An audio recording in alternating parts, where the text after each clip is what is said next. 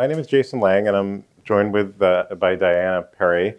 We're from the Child Health and Development Institute, and we're going to be talking about trauma and learning with a real focus on CBITS, which is a group-based, evidence-based trauma intervention for kids in schools. But we're also going to talk a little bit about how trauma impacts learning as well. We are from the Child Health and Development Institute.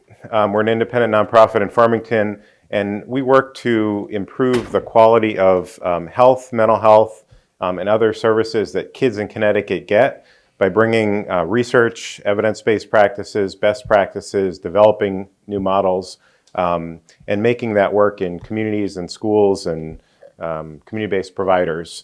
And we also work a little bit at the state systems and policy level to support these innovative and best practices in our communities.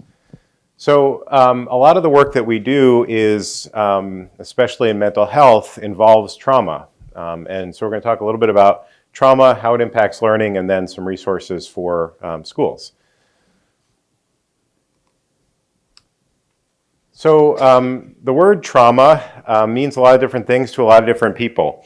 And up here is more of a technical definition from the DSM manual. This is to diagnose mental health conditions. And this definition is part of the diagnosis of PTSD in children. And this is just the part of the definition that defines what is a traumatic event. So basically, it's a life-threatening or serious injury or sexual assault with some other possibilities there I'm not going to touch on too much for first responders and folks like that. But at its core, trauma is a life-threatening event that happens either to a child or to a loved one.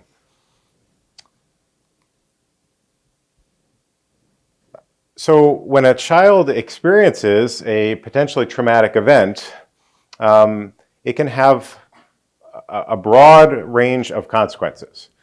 And to think about this for a minute, what I want you to do is imagine a child who's walking down their neighborhood in wherever they live, walking down the street in their neighborhood, and they're approached by a couple of large dogs that are off leash, threatening, growling, running at that child. And what is that child going to experience in the moment? Fear, right? What else? Heart rate? Sweating? Yep. What else? Confusion? Yep. So we have this term fight or flight response, right? Fight, flight, or freeze response. This is our biological response to threat. The child in that situation probably would experience that fight, flight, or freeze response with the heart rate, sweating, confusion. The blood flows from our brain and our core to our extremities to get us ready to fight or flight, right? So that kid's body is instantaneously primed to survive. And that response is a survival response that we all have. It's kept us alive for a long, long time when there is a true threat. And in that moment, not only is our body ready to fight or flight, but our thinking is impaired. We're not that kid is not problem solving. That kid is not thinking about the consequences of his or her actions. He or she is responding on autopilot in survival mode just to survive.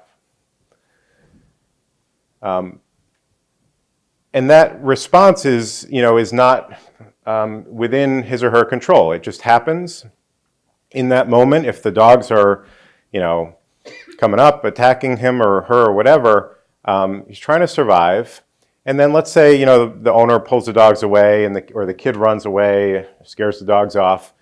For a few minutes, that kid's going to still be pretty scared, right? Probably going to have the heart rate, the breathing, be anxious, worried, confused, if not injured. Certainly will be scared. And it'll take, on average, after a traumatic event like that, it'll take, around 10 minutes or so for the body to self-regulate, for, him or her to kind of get his or her thoughts together, to think, problem solve, kind of resume that kind of typical thinking and feeling that we all kind of normally have. So kids, so when kids experience an event like that, that reaction is normal, all right? Or any of us experience a life-threatening event or a trauma, that's a normal reaction. What happens often with trauma, and it happens with children as well, is that sometimes there's what we call a trauma trigger, or something triggers that life-threatening response, or that survival response that's not a true threat. So that kid maybe the next day or the next week is walking through the same neighborhood, and just being in that spot reminds him or her of being attacked by a dog.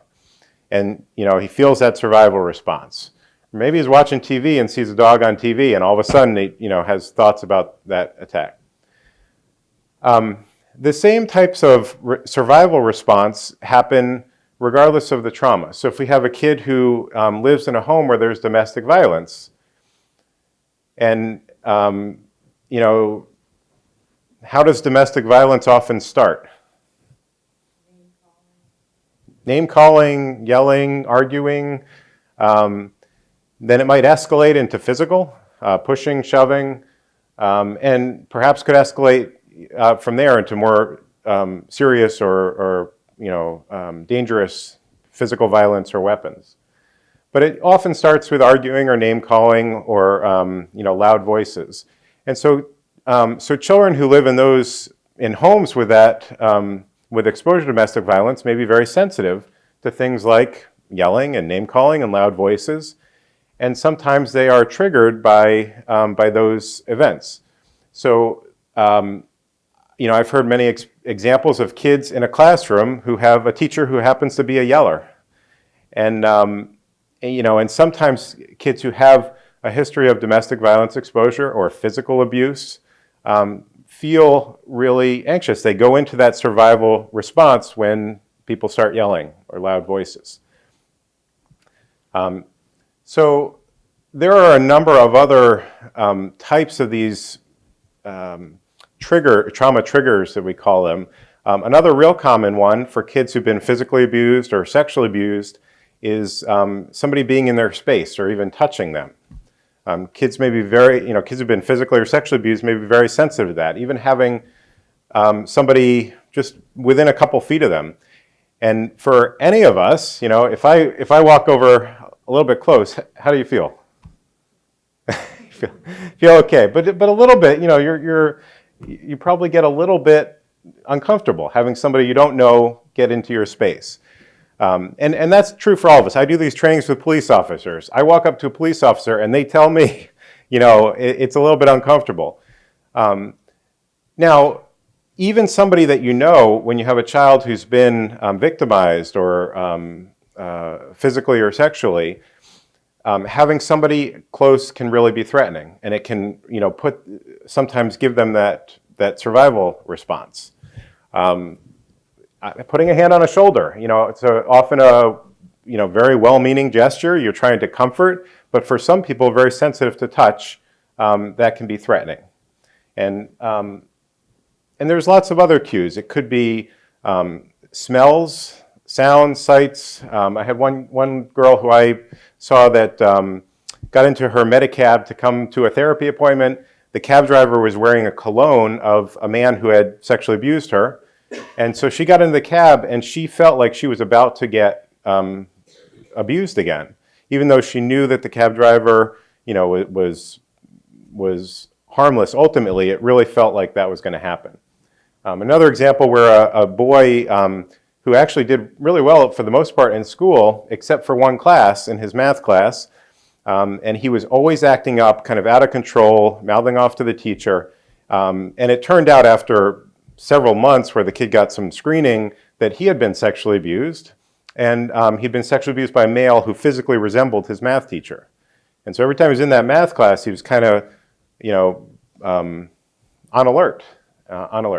So you hear about veterans coming back from the wars who have PTSD and they hear a car backfire and they dive under cover. That same reaction to a misperceived threat can happen to kids who've been exposed to trauma. There's a whole other range of reactions that kids can have after the immediate response, not just PTSD, but anxiety, depression, How many of you are familiar with the ACE studies? Okay, so not just immediate, but lifelong health and mental health consequences to trauma exposure. Substance abuse, physical illness, all of that has been very strongly tied to trauma exposure. So I want to ask you guys, what kinds of traumatic events do children in your schools experience?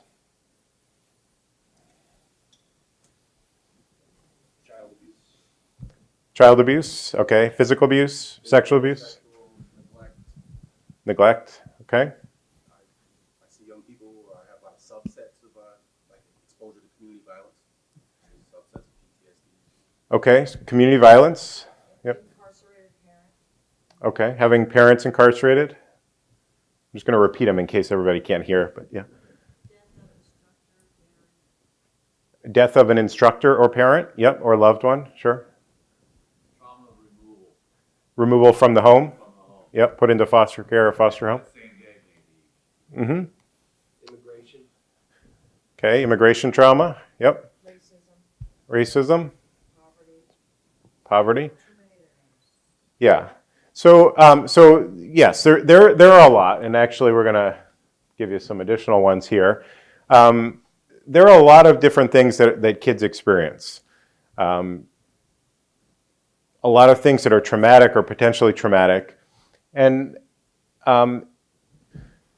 we know that these things have a huge impact on kids, right? We know they have a huge impact on their health, their mental health, their development, their learning, their likelihood of involvement with the criminal justice system, with the child welfare system, with employment later on in life. There's a lot of research that shows how bad trauma is, and I don't have to convince any of you, I don't think, that exposure to trauma is bad. One of the things, though, that I think is also true is that despite how much we know about that, and we know that it's common, I think we also don't know the full extent of what kids in our classrooms have been exposed to. We know some of it, but we don't know all of it. And I think when you look at the research about how often these things happen and how much parents know about their own children's trauma, teachers know about their own children's trauma, even child welfare workers or juvenile probation officers, they often know very little about the true extent of what their kids have experienced. So here's some numbers about prevalence, how often these things happen. And these are based on national studies. These are nationwide, all kids, all ages, socioeconomic status, race, ethnicity, religion, across all these categories. On average, let's see if the pointer doesn't, there we go. So, in this national study, 10% of kids reported witnessing family violence, which seems very low. Witnessing any violence, 25%, experienced direct assault, about half, and exposure to any violence themselves, 60%. It's across age ranges. So for kids as they get older, their rates go up. I think we have another slide. So by the age of 17, about 71% of kids endorse being victim of at least one type of trauma. And most of them endorse being victims of multiple types of trauma. 60% of all youth in the past year report being exposed to one of those types of trauma. For those of you in the back, these are probably hard to read. 15% of kids report 6 or more different types of trauma.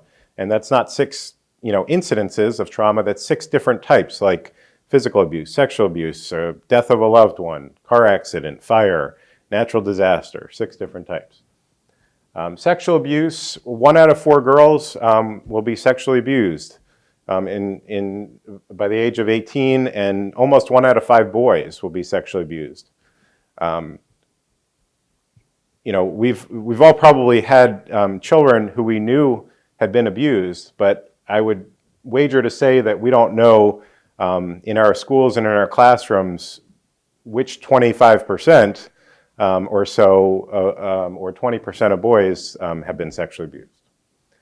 And even for very young children, I'm not sure if there's any pre-K or early childhood teachers, but for very young kids, their rates of exposure to violence are also alarmingly high. 40% of 2 to 5-year-olds, according to parents' report, been exposed to at least one trauma. And then, as I mentioned, most trauma is never reported. So one of the big things about trauma, a hallmark of trauma, is avoidance, right? Nobody likes to talk about bad things that have happened to them. No kid likes to talk about the time they were physically abused or the time they witnessed their mom and dad fighting. So these things are often kept inside, and you know, they don't come out often until they're more serious problems, until it turns into a real behavioral issue, and then it's often treated like a behavioral issue, and sometimes the trauma is not known even at that point. All right, so Diana's going to talk more about bounce back and CBITS and the educational environment specifically. The last couple things I'm going to say are that for children, so in Connecticut for the past few years, we've been working to make available this CBITS and bounce back, these interventions for kids exposed to trauma in schools. And I apologize, these are too small to read, but these are different trauma types on the bottom, and the percent of kids receiving CBITS in schools in Connecticut up here. And just as an example, knowing anybody who was very sick, injured, or died, witnessing physical violence without a weapon, being a serious accident. So over 80%, 70%, 65% of kids getting CBITS in Connecticut endorse those traumas, and kind of goes down to witnessing violence with a weapon, which was 35% or so. So very high rates. The rates of exposure to violence are somewhat different by race and ethnicity. And what we begin to do now is to look at differences in outcomes of participating in groups as well as exposure to violence. But they're relatively close here, although black children have the highest rates of exposure to trauma, slightly followed by Hispanic children, and then white children a little bit lower than that. And then last by age, so bounce back is an elementary school intervention. CBITS is generally a middle and high school intervention. And you can see that the trauma exposure increases slightly from elementary to middle to high school, kind of as you'd expect. And I think now I'm going to turn things over to Diana to talk a little bit more about schools. So the stats that Jason just ran through, kind of from our vantage point, explain why we think that trauma is something worthy of talking about during the school day or at school. When we're doing functional assessments and when we're thinking about maybe IEPs or 504s, being aware of a child's trauma history might help inform the practices and the strategies that we kind of implement. We want to create educational environments where our kids feel safe and feel like they can talk about these things that are happening in a lot of other people's lives too, right? So we want to create educational environments that decrease the silence around these experiences that our kids are having. And we also want to do that so that we can help them in group format maybe, or as a whole, learn coping skills and learn strategies to help them feel more able and capable in the classroom to sit and to learn and to do the things that everybody else their age who maybe is not impacted as much can do. So those are just some of the reasons why we want to address trauma in schools. Another reason is because the emotional impact of trauma on kids in a myriad of ways is startling and can be profound, right? So we've kind of discussed a lot about what trauma is. Some of the impacts that trauma can have on the developing brain or on an adult brain is that they can, in some cases, develop post-traumatic stress disorder, which is a very specific type of diagnosis that a mental health professional can kind of assess for. They may also experience difficulties with friends and families, whether it be in building relationships or being able to communicate with people.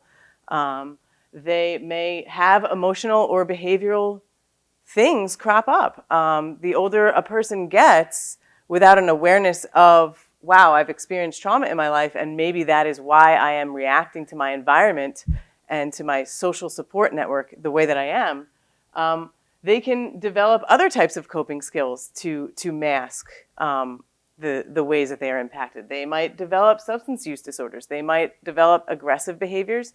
They may develop depression or other forms of anxiety. These are all possible. And of course, they may perform worse in school. So schools are really ideal settings for addressing this. Kids are there. They typically come to school, right? We do see absenteeism happening, but kids are there 5 days a week, lots of hours in a day. So they're there. That's one main reason. And there's consistency already built into educational structures. So there's a lot of good reasons why we might want to bring this into our educational institutions. I'm going to read this quote here. Over the past decade, neuroscientists have determined how severe and chronic stress in childhood leads to physiological and neurological adaptations in children that affect the way their minds and bodies develop and the way they function in school. So this is a really fantastic book, very accessible, easy to read, helping children succeed. You can find it, on Amazon or anywhere. It's just a really simple way of kind of explaining how trauma can impact literally the connections and the synapses in the brain, and how other interventions can also inform healthy development.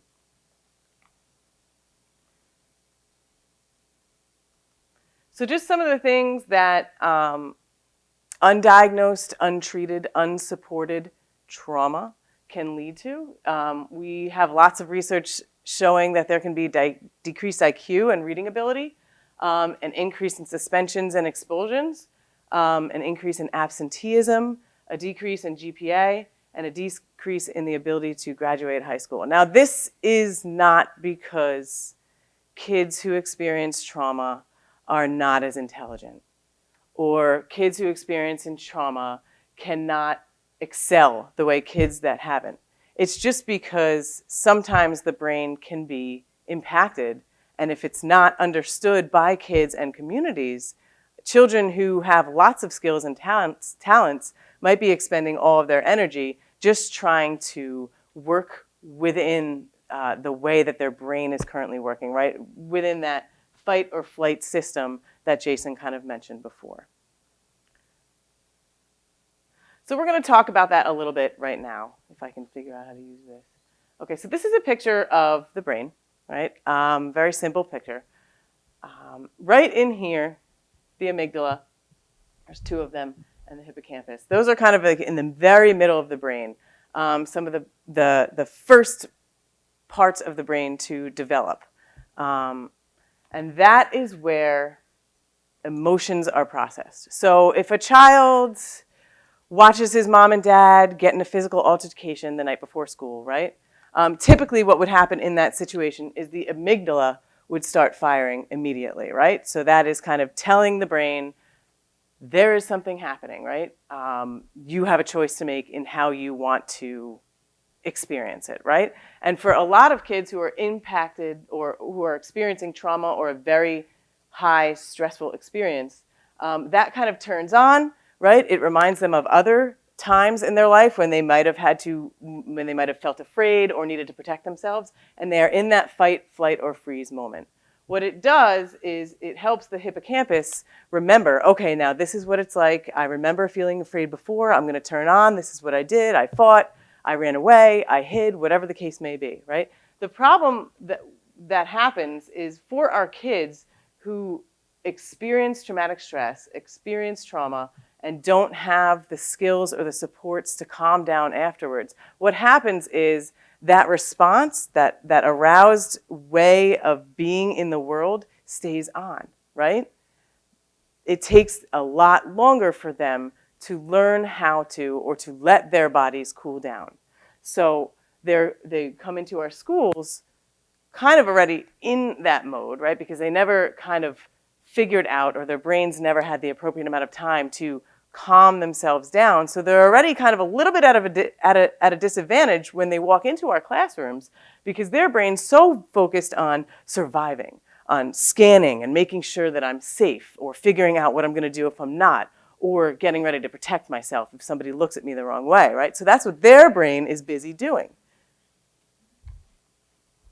So this part that we hope grows and expands and keeps firing, because that whole big part of the brain is what is planning. It is encoding everything they're learning. It is responsible for a brain's capacity to retain information and regurgitate it back to you, to take tests, to learn new ideas, right? To be in school, to critically think.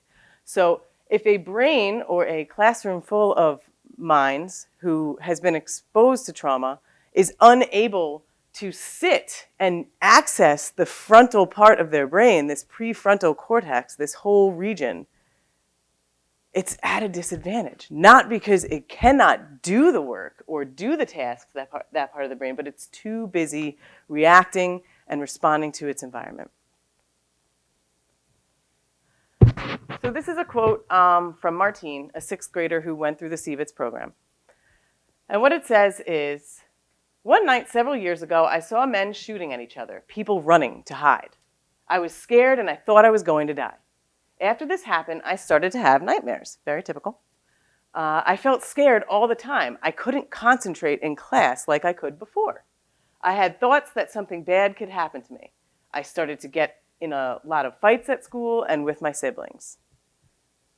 Anybody here notice anything that might look like maybe a symptom of trauma or a symptom of post-traumatic stress? Nightmares, yes. Anything else? Somebody said scared all the time, and I heard something else. Yes? Behavior in school. Behavior in school, right. So this child was able to connect, right? This event happened. I started to have nightmares. I even started getting in fights with people, and that wasn't typical for me. I couldn't concentrate. Was he able to prevent those things from happening? No, he could notice. He had the awareness that this was happening, but the skills and the capacities to prevent those things from happening, maybe not so much. So now that I've probably thoroughly depressed all of us in the room that this is what happens to our brain, the good thing about the human brain is just as it can be impacted negatively by experiences, it can be impacted positively and favorably by experiences. So just like an overactive alarm system can keep firing and triggering and getting a kid kicked out of class because they just can't sit still or relate to kids the way that they need to in a classroom environment, positive experiences in relationships and positive experiences of learning new skills can also impact the brain. So what exactly is a trauma-informed school? Well, a trauma-informed school is a school that believes what I am saying, right? It is a school filled with people that believe that trauma happens and that it can impact people, right? It is a place that is willing to look into if maybe these are symptoms of trauma, right, or stress, when they are deciding on the fate of their students or the behavioral plans that they need, right? They're willing to think using this lens about what their kids are doing so that they can respond in a way that might include giving an appropriate kind of quote-unquote punishment. And it is an environment that resists re-traumatizing. So somebody used that word already in here. And what it is just an environment that is willing to think about the ways that they act, speak, and do things on a regular basis and on whether or not those things would exacerbate or calm a child that might be coming in with an overactive alarm system. So before I go into what CBITS and bounce back are, because you jumped into that a little bit, does anybody have any questions or thoughts about trauma-informed educational systems?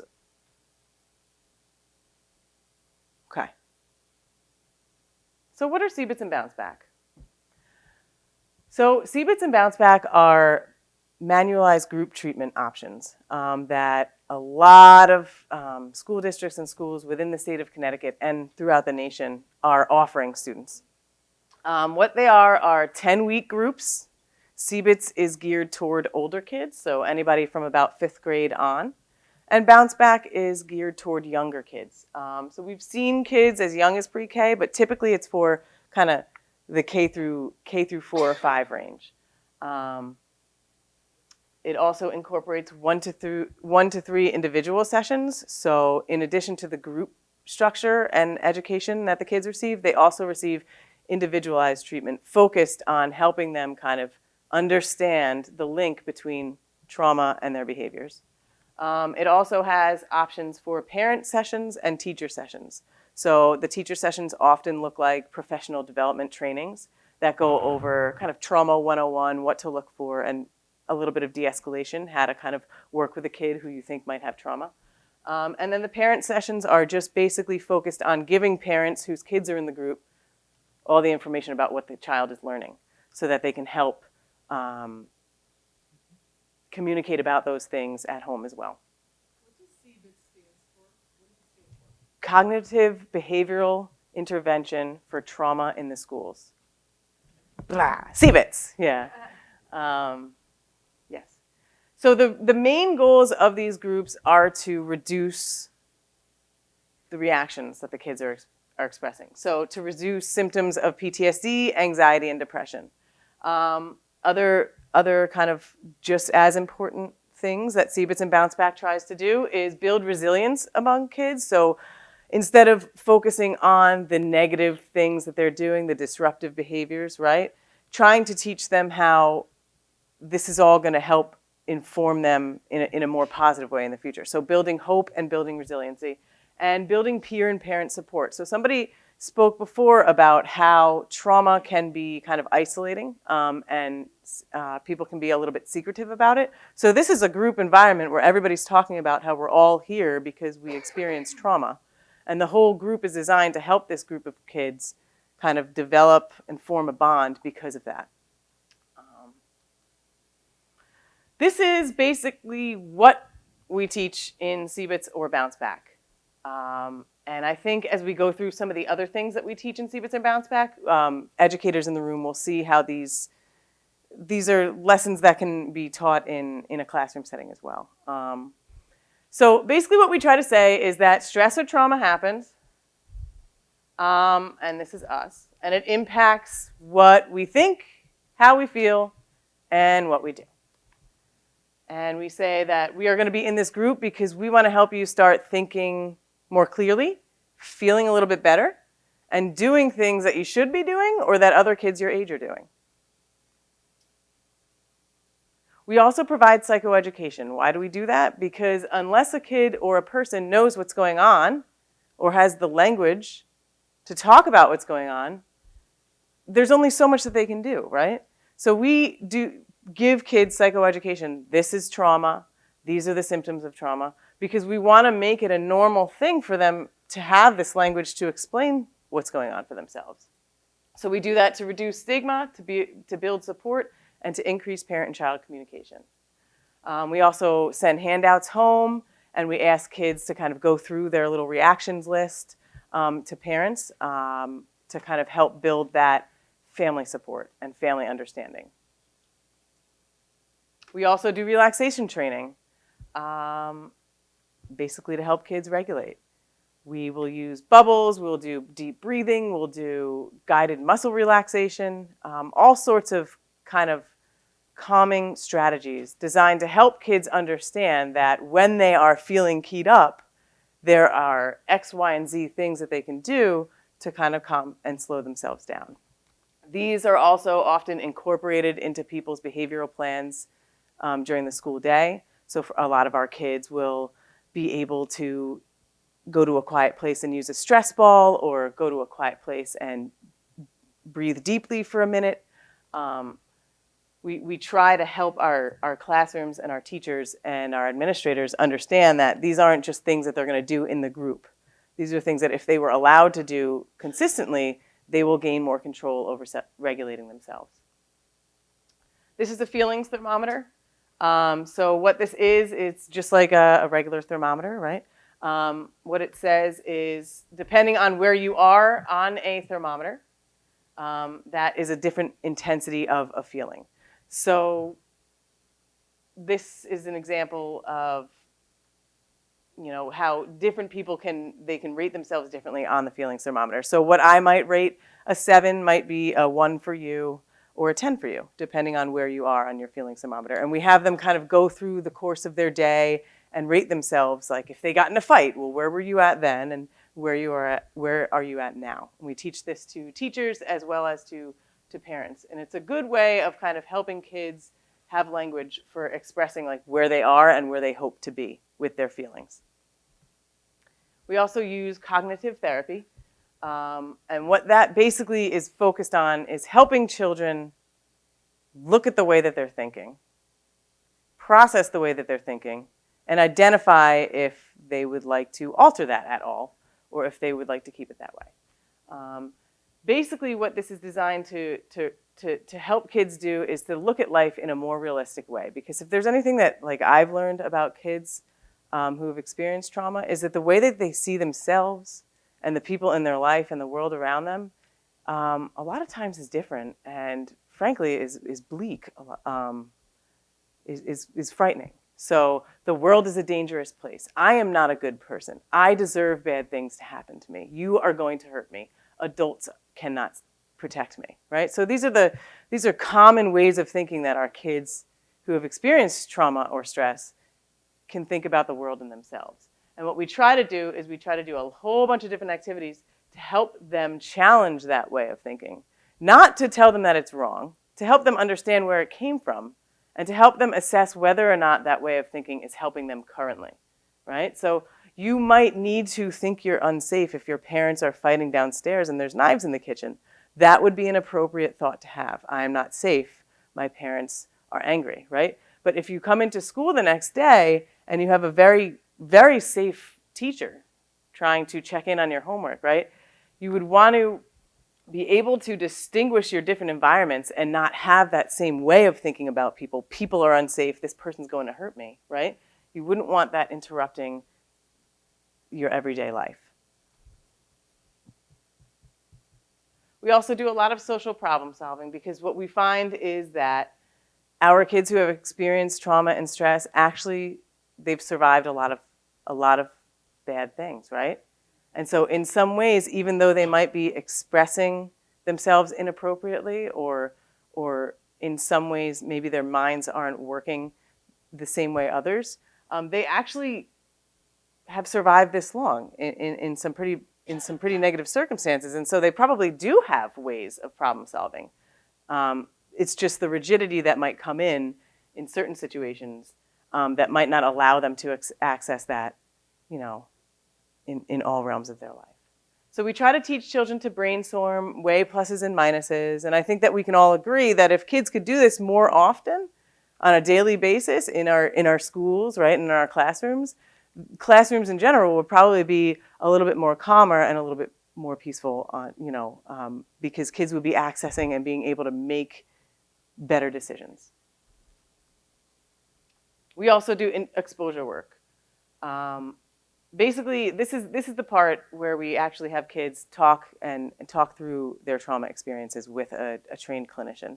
And this is where we do tend to get some pushback from schools, because they don't know if it would be appropriate for their kids to be thinking about their traumatic experiences during the school day. And what we say to them is that they're doing it anyway. So kids are coming in and they can't focus anyway. So they're there anyway, right? If they have fighting going on at home, then when they're in class, what we talk to them about is how they can't focus because they're worrying about if something's going on at home, right? Or if they have somebody who is sick in a hospital, they can't focus on the math test because they don't know if that person's surgery went well, right? So there's all these reasons why you may as well just talk about it, right? Because then we can help them process it and move through those feelings a lot quicker. So we do this by teaching kids that avoidance is very natural, right? So for me, Let's take presenting in front of a large audience, right? So that could be a little anxiety provoking for some, right? So what might happen if we were looking at this is that right before everybody enters the room, right, here to listen to me give this spiel, I might be at a 10, right? I might be very anxious. And that's a very normal part of the human condition. We feel things and it goes up and it ebbs and it flows and we get ourselves back down. But what we know about kids with trauma is they go up, right? They go up just like any other normal person does. But they stay up in that heightened state for a lot longer period of time, and it takes them a lot longer to get down, and sometimes they don't even get back down to a baseline that is the same as, it is a natural calm. What we teach them is that that's okay. The more that you talk about your experiences, the more that you work through them and you feel the feelings associated with them, the less feeling you're going to have about it over time. So the more that I present into a large audience, the less over time I'm going to feel anxious when it comes time to do it, right? It's just going to, over the course of time, just get easier and easier. So how do we do it? How do we identify students that we want to participate? Can you give me a time, Jack? 15 minutes, okay. So what we encourage our teams to do is identify a leadership team and a referral stream. A lot of times that'll go through IEPs or 504s or things like that. And finalize a screening and treatment consent form. Because this is a manualized group, therapeutic treatment, you do want to have full support of your parents and make sure that they're aware that your kids are going to be involved in this. We would give screening surveys. We would score the surveys to identify eligible students and obtain caregiver consent. Does it work? Well, since we've started, we have successfully served, and what that means is the kids completed the group, not they started the group. So in elementary school, we've had over 400 kids successfully complete CBITS or bounce back. In middle school, we've had just under 300, and in high school, we've had about 150 kids complete successfully these groups. Typically, when kids enter our classrooms, let me see. How do you get this button? Aha, okay. So this is elementary school. Typically, so when they complete the trauma screener, what they do is they complete what's called the CPSS, which is a measure of post-traumatic stress symptoms. You have to score at least a 14 in order to be considered kind of in the threshold of maybe having post-traumatic stress disorder. So anybody who scores a 14 or higher is invited to participate in groups. Who gives that assessment? You guys? Typically, so you would, like if you had somebody trained to run bounce back or CBITS, they were going to be the one running the group, they would be the one administering this.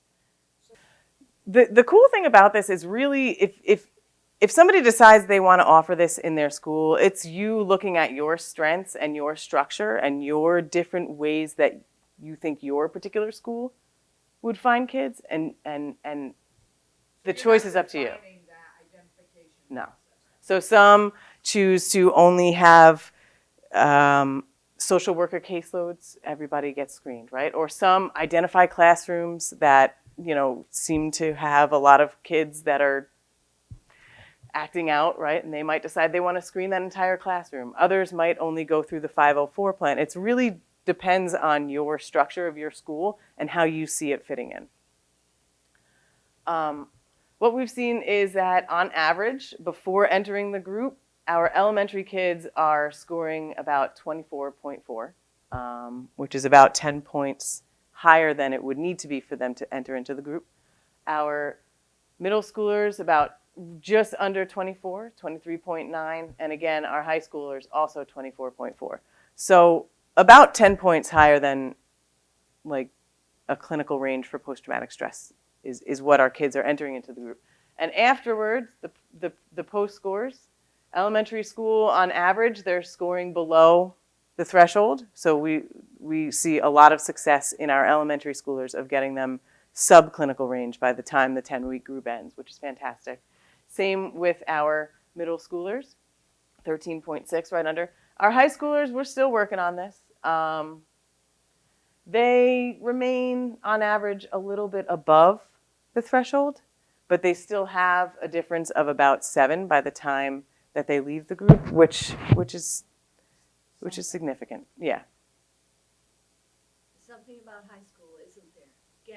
There's smaller numbers to begin with, and then more difficult, so early intervention seems to be indicated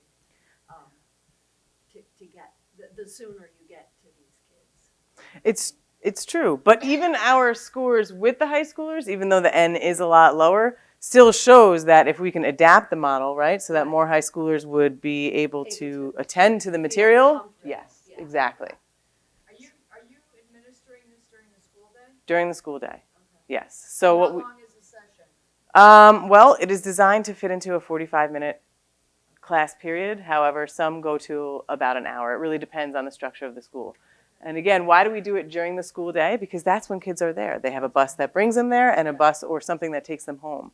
It's very hard a lot of times. These are kids that were able to do this treatment during school. So on average, our kids get below the clinical range of post-traumatic stress disorder from having this school-based support in place.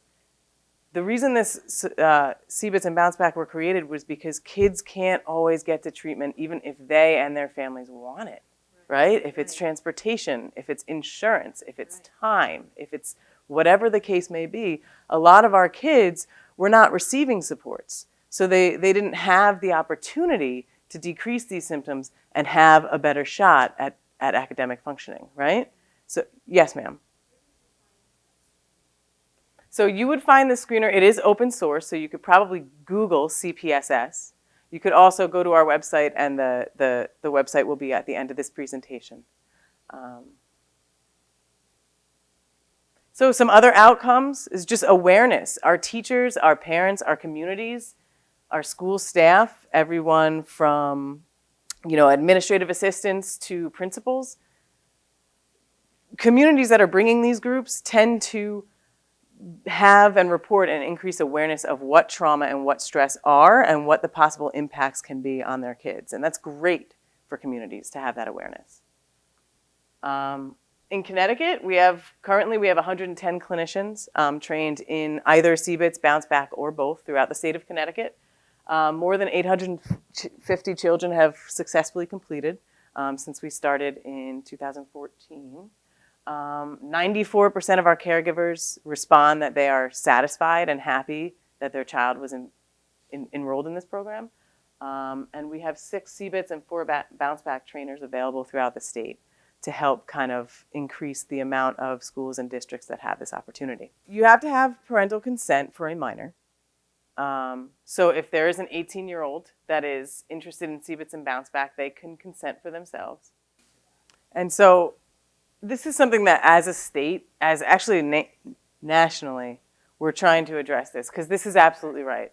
There are kids who would be appropriate for this group who don't receive this treatment because there is no consent to participate, right? And that is, unfortunately, something that we can only slowly chip away at by continuing to offer this and show the outcomes that we have, right? So the more parents who might be hesitant, who might be afraid that there's going to be DCF called or this or that, the more of communities that see, okay, there is a possibility for that, but there's also a possibility that this child will go subclinical on his post-traumatic stress scores, right? Or increase its ability to function academically or socially.